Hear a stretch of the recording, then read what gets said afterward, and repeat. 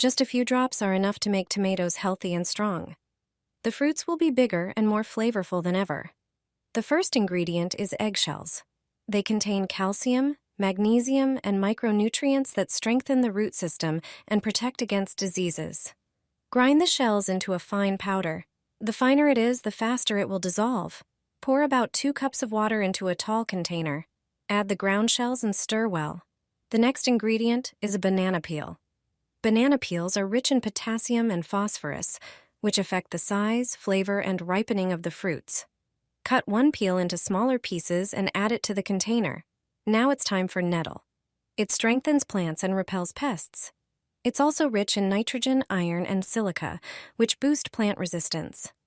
Add 2 teaspoons. Mix everything well and let it sit for at least an hour. After that, strain the mixture through a strainer lined with gauze to remove the solids. Pour the liquid into a bottle. Add the prepared fertilizer concentrate to a bucket of water and mix well. Water the tomatoes once a week. You can also use it for cucumbers or peppers. Your plants will grow like crazy. You won't be able to keep up with the harvest.